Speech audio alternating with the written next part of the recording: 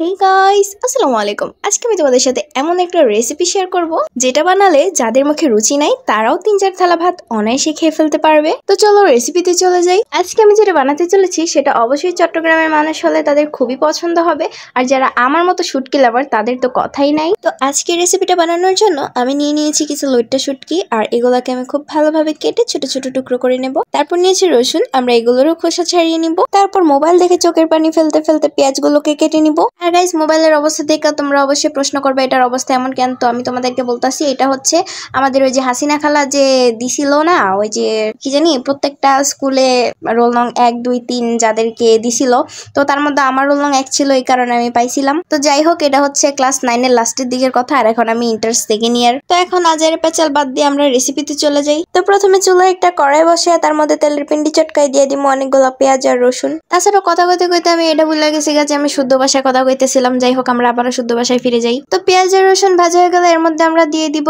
লবণ, হলুদ, মরিচ, আর মরিচটা একটু বেশি করে দিব। আমি একটু ঝাল বেশি পছন্দ করি, আর এটাতে মূলত ঝাল বেশি দিলে আরো বেশি টেস্টি হয়। যারা একদমই ঝাল খেতে পারেন না তারা ঝালটা একটু কমিয়ে দিবেন। ও হ্যাঁ, আমি যে ধনিয়া গুঁড়া দিছিলাম এটা কইতে ভুলে গেছি গা, তো একটু অ্যাডজাস্ট করে নিয়েন। আর আমার মনে হয় না আমার দ্বারা কোনো নর্মাল ভাবে ভিডিও বানানো সম্ভব। এইটা দিলে ওইটা দিতে ভুলে যাইগা, আর সবকিছু দিলে ভিডিওতে বলতে ভুলে যাইগা। কি আর কম, নতুন নতুন রাঁধুনি হইলে যা হয় আর কি। তো যে যে মশলাগুলো দিলাম এগুলাকে কষার জন্য একটু পানি দিয়ে দিব, যাতে মশলাগুলো খুব ভালোভাবে কষে। আর মশলাগুলোকে খুব ভালোভাবে কষিয়ে তার মধ্যে দিয়ে দিব আমরা আগে থেকে পরিষ্কার করে রাখা শুটকিগুলা।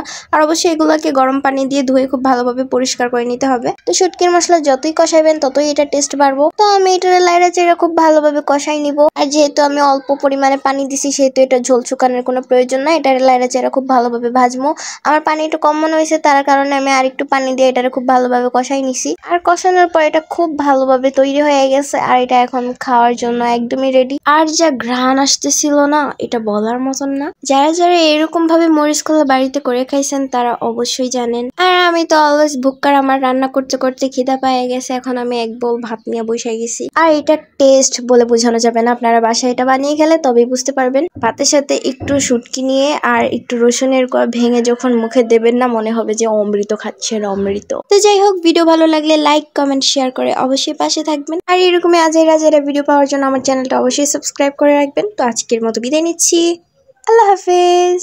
এই খাবার না যখন আমি প্রথমবার খাইছিলাম, আমার জিহ্বার ফ্লেভারগুলো বার্স্ট হয়েছিল আমার জিহ্বার ভেতর। কত ভালো লাগছিল প্রথম বাইটে, আমার চোখটা কত বড় হয়ে গেছিল, মনে হচ্ছিল যে আমার চোখের পাপড়ি হলো আরো বড় হয়ে যাচ্ছিল। কত মজা ছিল এই খাবার, হলো সবচেয়ে মজার খাবার এই পৃথিবীতে আমি খাইছি। আমি আমার বাবার সার্জারির জন্য ইন্ডিয়াতে গেছিলাম, আর ইন্ডিয়াতে এরকম খাবারও আমি পাইনি। এই খাবারটা অনেক মজা, আমার হাতেও মজা লাগতেছিল রে আল্লাহ, এই খাবার কত মজা।